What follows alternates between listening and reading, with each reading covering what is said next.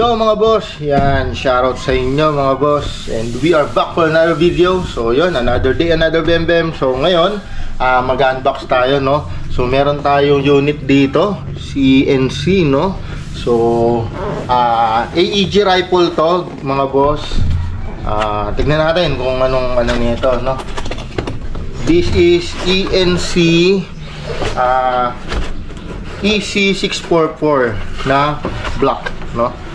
So inside the box meron tayong instruction manual, tapos yung brochure ni ENC, no.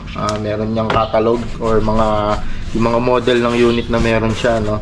So yun, kasama tong 300 na 300 rounder or high capa magazine, no, na camo type, no. So yun. So sa side natin, then yun, ito yung mismong unit, no. Ayan. So full metal siya mga boss. Ayan, full metal na M4. Ayan. So meron siyang flip up sight. So yan, kasama na yung flip up sight nya. Tapos naka M-lock na handguard, Daniel Defense handguard. Ayan.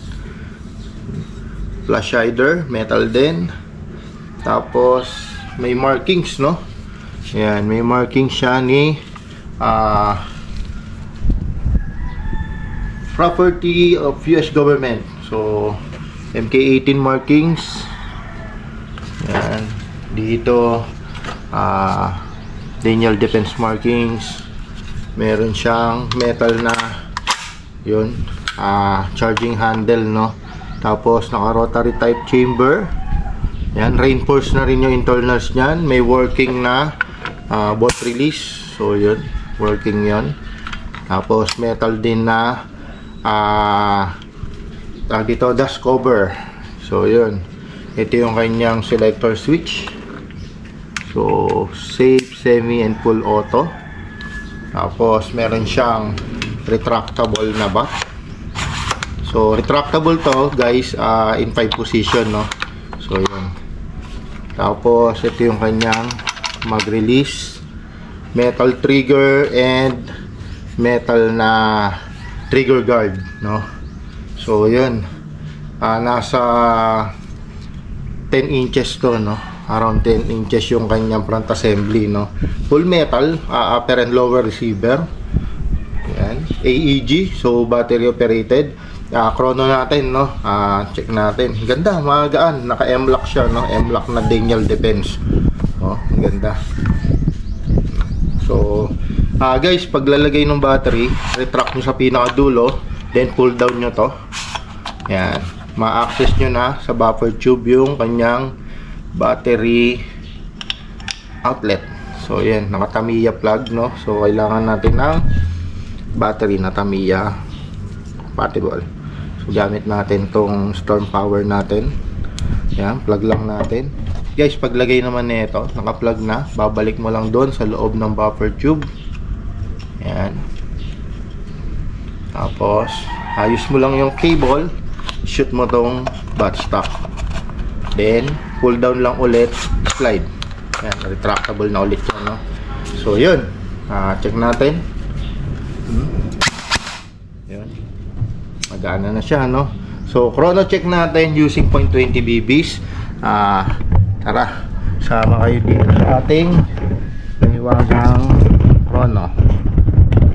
So, yan. Bago kayo dyan. Yan. Nalagay lang tayo ng magazine. So, yun. Firing. So, taas. 432 out of the box. Grabe, oh. 432 out of the box. 433. 431. 433. Full auto natin. Grabe, no? Consistent, no? Yun, consistent. 16. Almost 17 ang rate of fire. So, yun, no? So, 430 FPS, no? Out of the box. Sobrang sulit niyan, guys. So, balik tayo dito. Ayan.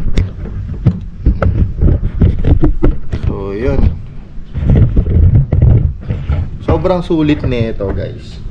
No, kasi out of the box, brand new out of the box, malalaro nyo na siya, no? So, rekta laro na to, guys.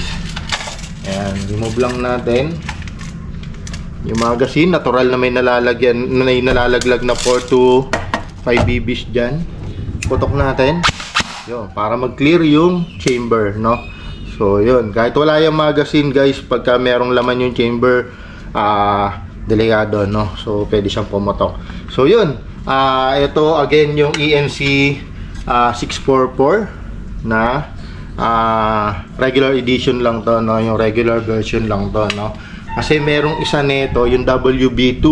So, yun yung kulay bronze, then naka full Daniel Defense setup yun, na naka bat stock na Daniel Defense and naka grip na Daniel Defense. I-unbox din natin yun. Meron din tayo nun. So, yun, abangan nyo lang din. And magkakaroon tayo ng comparison nila, no? So, yun. Guys, maraming salamat. Please do follow our page, Airsoft PH, Airsoft Savage PH. And sa YouTube channel natin, Airsoft Savage. Hit nyo yung notification bell para updated kayo. No, marami tayong video na ilalabas doon. Maraming salamat po.